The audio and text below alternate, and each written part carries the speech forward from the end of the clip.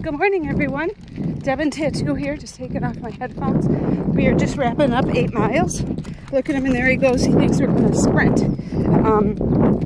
So I just wanted to come to you. I'm going to walk up this hill with our running reflection and with this beautiful sun in the background. We're supposed to be getting hit with those winds and rain today, so we got out early. And I got to tell you what, it's a beautiful day now.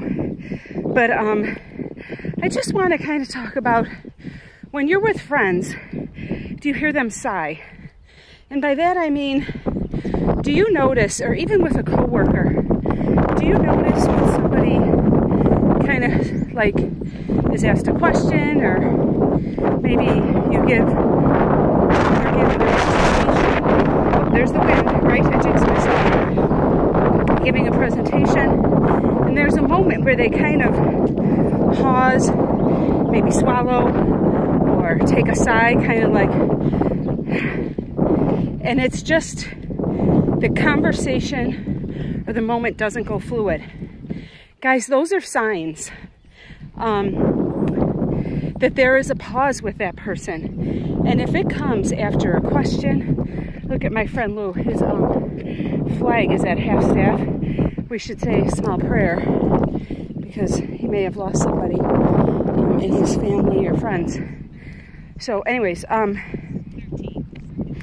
when that happens, pay attention.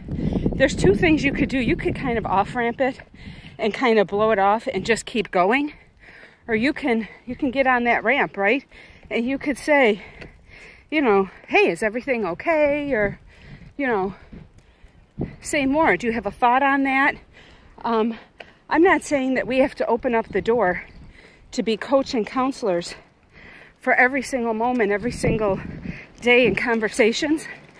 But that's a sign of vulnerability that somebody did that in your presence, right? And if you let that pass by, you, I think, missed an opportunity to connect with them and to maybe, there we go, you don't know what's going on.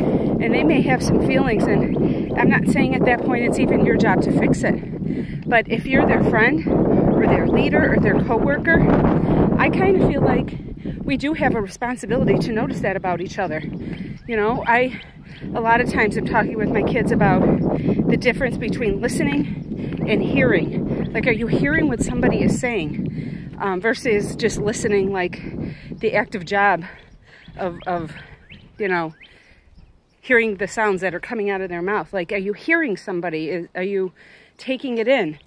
I was with a friend yesterday, and we had lunch, and a topic came up, and he kind of sighed. He kind of, you know, took a deep breath and looked around, and I was like, say more. And the next 20 minutes, he just talked. He just talked, and I didn't really say anything. But you know what happened? At the end, he said, thank you. He said that, you know, he just kind of needed to speak the words that he needed to speak. And sometimes when you do that, you hear yourself, right? And you're able to come to terms with it. And sometimes it's just a matter of releasing it. So I guess I just want to check and see, you know, do you hear the sighs or the pauses that your friends take? And when you do, what do? Do you off-ramp or on-ramp? Because, you know, I think it's pretty important to on-ramp in some way. Don't try and be the fixer unless they ask you to be the fixer. But be there and hear what they're saying. Hear them. And, you know, you might change a day or a life or an experience into something that maybe was going down kind of a yucky road, right? So that's my reflection for today based on something that happened yesterday. And I hope maybe it'll make your today better. Okay. WQ running for you. I'll see ya. Oh, there he is. Say bye, Tattoo.